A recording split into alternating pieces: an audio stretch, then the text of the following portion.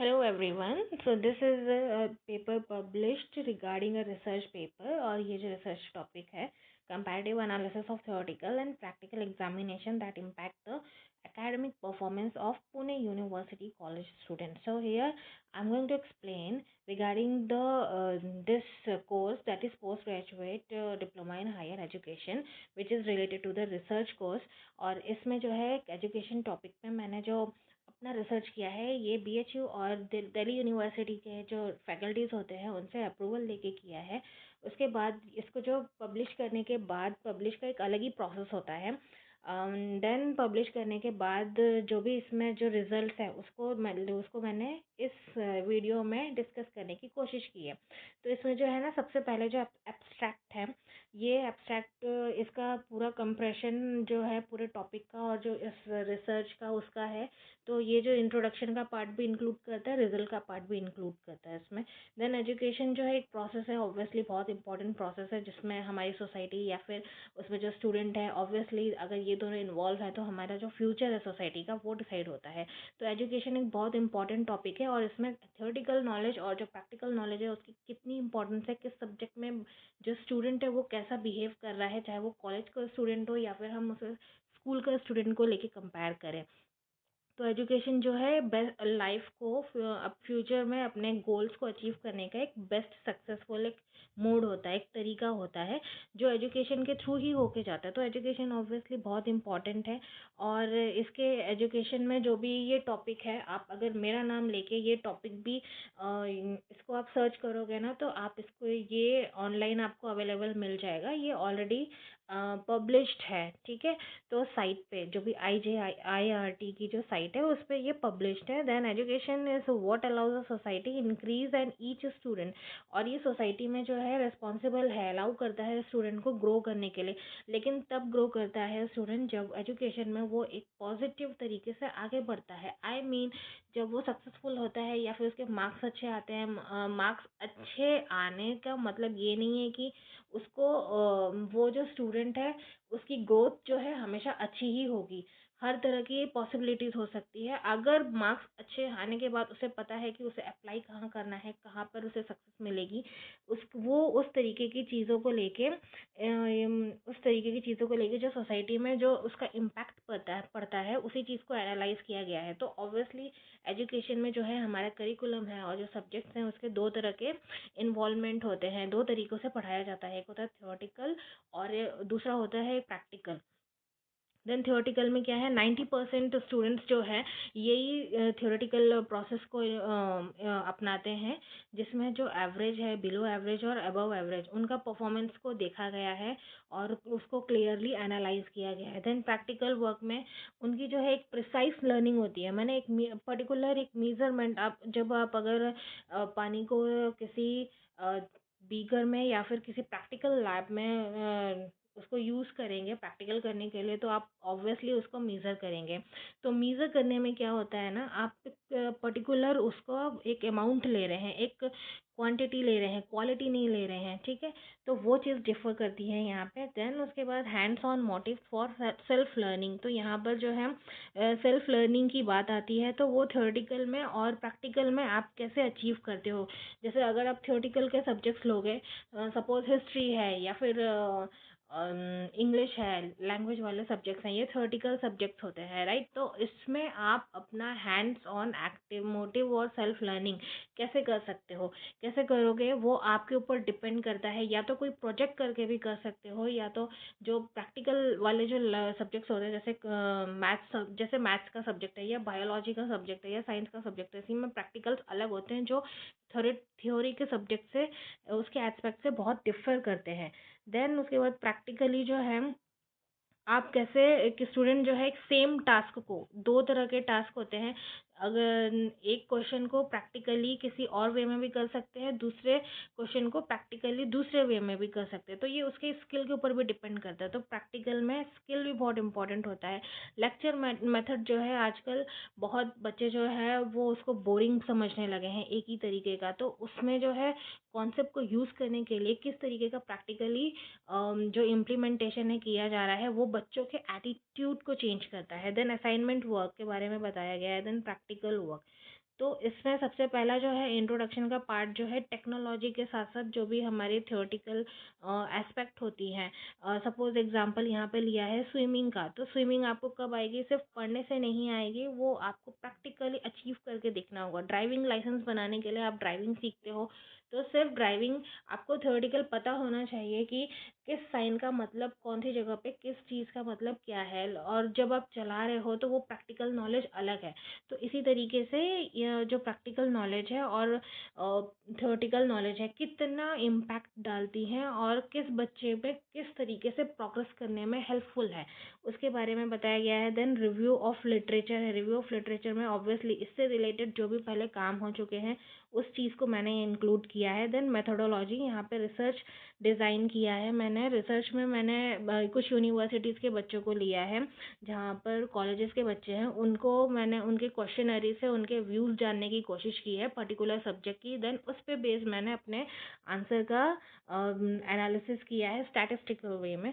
Then variable, यहाँ पे dependent variable जो है बिहेवियर ऑफ स्टूडेंट है। इंडिपेंडेंट मोड ऑफ अप्रोच है। कंट्रोल वेरिएबल, यहाँ पे स्टूडेंट्स की नॉलेज है, जो प्रायर नॉलेज जो वो किस पे डिपेंड करती है उसकी आगे की नॉलेज। देन उसका आउटकम, उसका परफॉर्मेंस, एक स्टूडेंट अगर किसी भी वे में पढ़ाई कर रहा है तो उसका आउटकम क्या होगा, वो किस तरीके से समझ रहा है और कितना समझ रहा है, ऑब्वियसली वो उसका आउटकम हो जाएगा। देन पॉपुलेशन, मैंने यहाँ पे 30 स्टूडेंट्स का सैम्पल दिया है। देन सैम्पल साइज़ है यहाँ पे 100 में से 30 स्टूडेंट्स को लिया है। बाकी के जो स्टूडेंट्स हैं, कुछ स्टूडेंट्स को मैंने थ्योरेटिकल में जो है एनालिसिस किया है उनकी स्टडीज़ को, उसके बाद और कुछ को मैंने प्रैक्टिकल एनालिसिस किया है। Then objective of the study, ये बहुत इंपॉर्टेंट होता है। इसमें मैंने सबसे पहला ऑब्जेक्टिव अपना रखा है कि कौन सा जो टॉपिक जो मेथड है वो इफ़ेक्टिव होता है। देन स्पेसिफिक लर्निंग, उनकी उसकी आउटकम क्या हो सकती है, और ये जो है इनकी हैबिट में, जो स्टूडेंट का हैबिट है वो चेंज करने में कैसे मदद करता है, इनको कैसे मोटिवेट करता है, पॉजिटिव है या नेगेटिव है। देन देन उसके बाद यहाँ पे टेस्ट लिए हैं, कुछ मैंने टेस्ट लिए थे, पर्टिकुलर एक सब्जेक्ट को लिया मैंने, एक थ्योरेटिकल सब्जेक्ट को। तो जब वो बच्चा पढ़ लेता है, उस बच्चे का पढ़ने के बाद जो नॉलेज है वो कितना गेन हो रहा है, उसका मैंने एक टेस्ट निकाला है। और उसके बाद जब वो अप्लाई करता है उसी टॉपिक को पढ़ने के लिए प्रैक्टिकल अप्रोच, तो उसमें वो कितना अचीव करता है। तो ये जो भी थ्योरेटिकल सब्जेक्ट है और जो प्रैक्टिकल सब्जेक्ट के जो बच्चे होते हैं, जैसे एक कॉलेज में आर्ट्स डिपार्टमेंट होता है, देन साइंस डिपार्टमेंट होता है, राइट। तो आर्ट्स डिपार्टमेंट में एग्ज़ाम से जो भी थ्योरेटिकल नॉलेज है वो उसको पढ़ने के बाद कैसा आउटकम देते हैं। देन उसमें प्रैक्टिकल भी हो सकता है थ्योरेटिकल में। सपोज हिस्ट्री का टॉपिक है या हिस्ट्री का सब्जेक्ट है, तो बच्चों को इसमें क्या प्रैक्टिकल होगा, इनका फील्ड वर्क। तो आप फील्ड वर्क में जाने से पहले जो टेस्ट लेते हो, उसके बाद जो आने के बाद जो टेस्ट लेते हो, उनमें कितना इम्प्रूवमेंट आता है। देन ये कुछ रिजल्ट्स हैं यहाँ पे। रिजल्ट्स में प्रैक्टिकल मोड में जो है कौन सा मोड सबसे ज़्यादा प्रेफरेबल है, यहाँ पर उन्होंने कंप्यूटर टेक्नोलॉजी को सबसे ज़्यादा प्रेफरेंस दी है बच्चों ने। देन उसके बाद ऑनलाइन एग्ज़ाम उन्हें पसंद था, जैसे अभी कोरोना का अचानक से सिचुएशन आ गया था, तो कोरोना में उन्होंने ऑनलाइन वाले को उन्होंने बेटर माना है थियोरेटिकल एग्ज़ाम से। तो बच्चे जो है आजकल के टाइम पे जो है प्रैक्टिकल मोड ज़्यादा पसंद कर रहे हैं। देन यहाँ पर जो है स्कूल प्रोग्राम को जो स्टडीज़ है बच्चों ने ज़्यादा माना है। जो स्टूडियस बच्चे होते हैं उन्होंने उस बेसिस पे आंसर दिए हैं। देन उसके बाद इंटरेस्टिंग वर्क उनके लिए कौन सा सबसे ज़्यादा है, क्रिएटिव एक्टिविटी। ऑब्वियसली अगर आप किसी एक ही तरीके से पढ़ाए जा रहे हो, प्रोजेक्ट ही बनाने को दे रहे हो, असाइनमेंट बनाने को दे रहे हो, तो बच्चों को वो सबसे ज़्यादा पसंद नहीं आता है।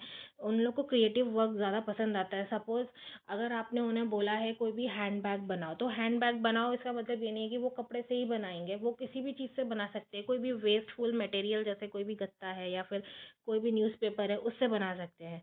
देन उसके बाद कितना वो इंग्लिश, हिंदी या संस्कृत जैसे सब्जेक्ट को कितना प्रेफरेंस देते हैं, तो जो है वो देते हैं प्रेफरेंस सबसे ज़्यादा 71.9 को। ये जो सब्जेक्ट्स है, ये लैंग्वेज वाले सब्जेक्ट्स हैं। कहीं कहीं पर जो है इनके ऑप्शंस को लेके बहुत ज़्यादा ऑब्स्टिकल्स है कहीं कहीं रूल्स में, बट फिर भी कितने बच्चों ने लैंग्वेज को प्रेफरेंस दी है। तो थ्योरेटिकल वाले जो बच्चे हैं 71.9% जो बच्चे हैं वो मानते हैं कि थ्योरेटिकल जो वाले जो सब्जेक्ट्स हैं वो भी बहुत इंपॉर्टेंट है।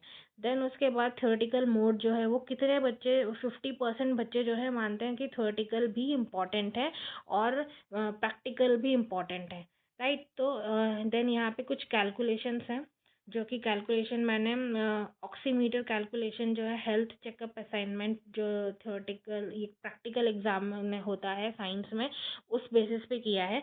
तो ये जो टी टेस्ट लिया था, 30 सैंपल है, 30 स्टूडेंट्स का है, मैंने टी टेस्ट लिया था।